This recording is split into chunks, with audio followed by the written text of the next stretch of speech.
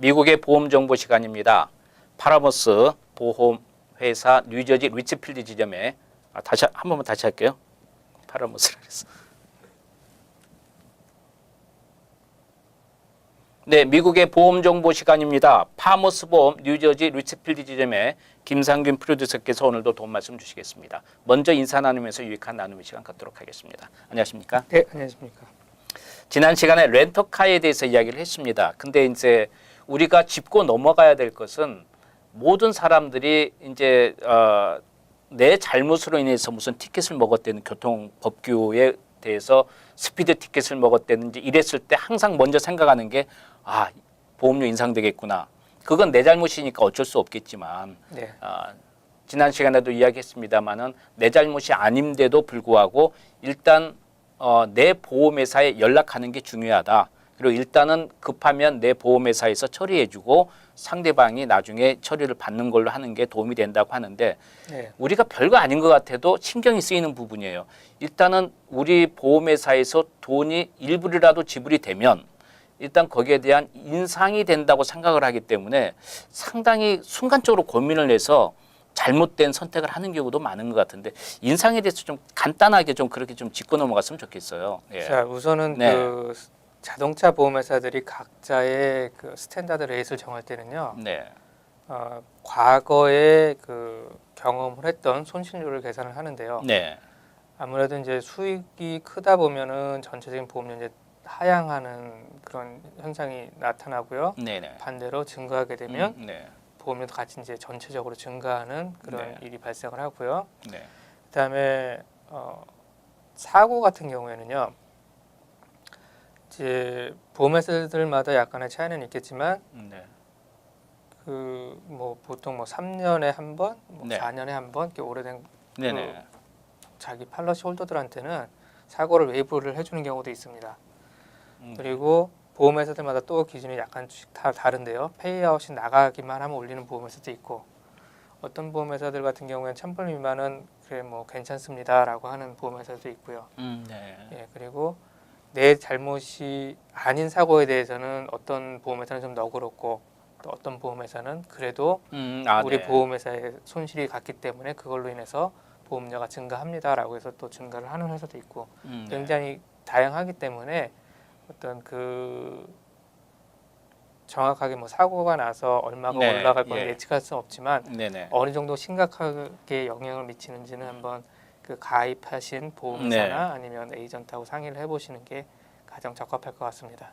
그러니까 어쨌든 여러분께서 그 인상이 된다고 하더라도 하루아침에 되는 건 아니고 여러분의 그 전체적인 기록이라든지 모든 것도 이렇게 그 환경에 따라서 좀 달라질 수가 있기 때문에 너무 그 차 사고가 나서 일단 내가 급한 대로 이 우리 보험에서 처리를 해주면 빨리 되고 일단은 거기에 대한 어떤 그 만족도가 있잖아요. 네. 그걸 무시하고 불편하고 힘들게 참고 그럴 필요까지는 없다고 생각이 들어요, 사실은. 예. 이제 뭐 개인이 네. 선택하실 부분인데요. 네네. 예, 뭐 가벼운 경미한 사고 차량이 움직일만 하시면 그러면 네. 그리고 상대편이 잘못했다 그러면 네. 경찰 리포트 기다렸다가 그렇죠. 경찰 리포트 받으시고 상대편에다가 소송을 하시는 네네. 소송을 하셔갖고 그러니까 클레임을 넣으셔갖고 네. 변상을 받으시면 사실은 우리 보험회사에서는 클레임 레코드가 남지 않기 때문에 그렇죠. 영향이 가지는 않습니다. 하지만 이제 사고가 커지고 또 차량을 당장 써야 되는데 네. 기다리실 수가 없으시고 그렇죠. 또는 뭐 몸이 다쳤다거나 이런 네. 경우에는 우리 보험에 클레임이 들어가시는 게 맞겠습니다.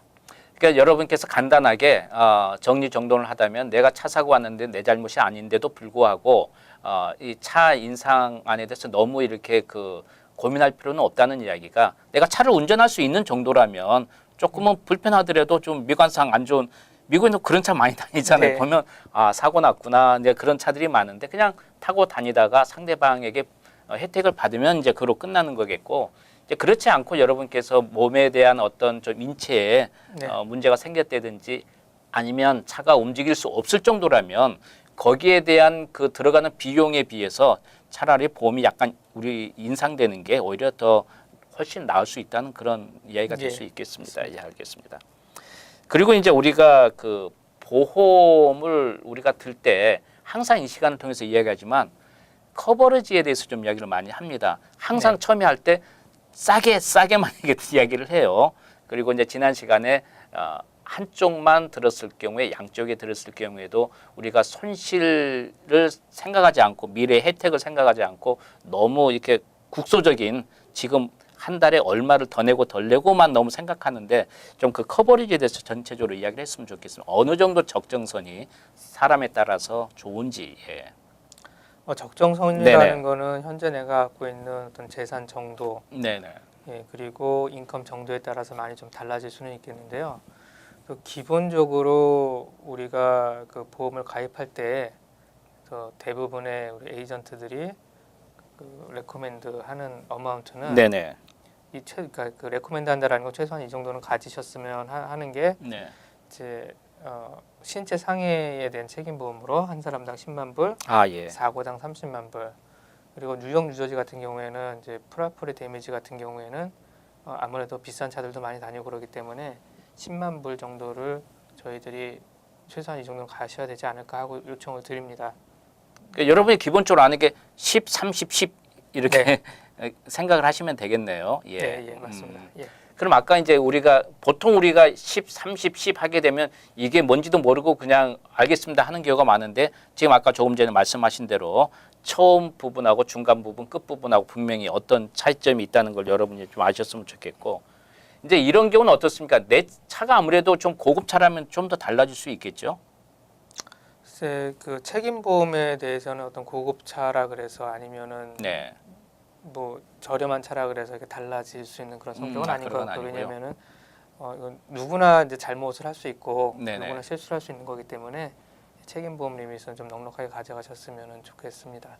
그리고 우리 여러분께서 한번 이건 좀 생각해 볼 필요가 있는 것 같습니다. 우리가 자동차 보험을 드는 건 만일의 사고를 대비해서 드는 건데 사고 나면 굉장히 보험회사에 미안해하고 아 이거 어떡하지 이거 처리 한번 해야 되나 이게 너무 걱정할 필요는 없는 겁니다. 사실은 차 사고가 나서 거기에 대한 혜택을 받고자 해서 자동차 보험이라는 걸 들기 때문에 네. 좀 사고 났으면 뭐 어쩔 수 없는 거잖아요. 좀 자신감 있게 이렇게 혜택을 받을 수 있는 여러분이 좀 지혜로운 방법을 좀 생각해 보는 것도 필요할 것 같다 생각이 들어요. 예. 네.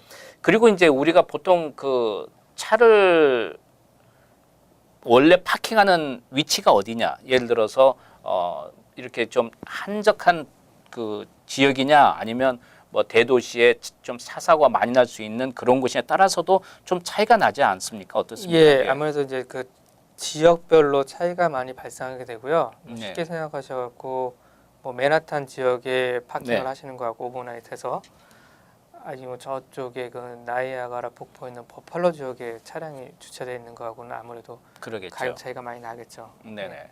그러니까 여러분께서 그 우리가 보험을 들 때 지역이 어디냐 이제 해서 이제 뭐 아무래도 자기가 그 살고 있는 홈의 주소를 이제 대부분 이제 주게 되는데 네. 이게 그 일정량의 그 하루에 어느 정도 마일 수가 되느냐 이거에 따라서도 차이가 좀 나나요? 어떤가요? 그러니까 과거에는 그 네. 마일 수에 따라서 네. 보험료 차이가 이제 상당히 이제 많이 발생하고 그랬는데요. 네. 요즘은 그 폭이 대폭 줄어들었습니다. 사실은. 그래서 네. 거기에 따라서 그거는 이제 저희들이 큰 의미는 부여하지는 않고요. 다만 이제 보험회사에 따라서 네네. 어떤 차량의 마일리지를 계산하는 방법이 이제 나왔거든요. 네. 어떤 그 차 밑에 디바이스를 설치한다든지 아니면 네네. 핸드폰에 그 앱을 다운로드 받아서 예. 운전 습관이나 아니면은 운전 거리, 운전한 시간대, 스피드를 계산을 해서 그 다음번에 이제 리뉴얼을 하거나 갱신을 네. 하거나 할 때 디스카운트를 주는 형식의 그런 프로그램이 있는 회사들도 있습니다. 예. 어쨌든 우리가 가장 중요한 건 보험회사도 기록을 보는 거 아니겠습니까? 네. 뭐 10년, 20년 됐는데도 단 한 번 사고가 없고 무슨 티켓도 받지 않는다면 아무래도 거기에 대한 그 사람의 안정성을 믿기 때문에 신뢰해서 조금 더 이렇게 혜택을 받을 수 있고 이제 그런 거겠죠. 근데 어떤 분들은 저도 한번 봤는데 차를 고치자마자 또 사고가 나는 그런 경우도 있어요. 그러니까 이건 본인의 잘못이 아니고 복불복이라는 그런 느낌 속에 어쩔 수 없는 사고가 나는 경우가 있기 때문에 너무 크게 부담 갖지 마시고 최대한 그 보험의 혜택을 누릴 수 있는 여유로운 방법도 필요하지 않는가 싶습니다. 네, 미국의 보험 정보 파머스 보험 뉴저지 리치필드 지점의 김상균 프로듀서께서 도움 말씀 주셨습니다. 도움 말씀 감사합니다. 네, 감사합니다.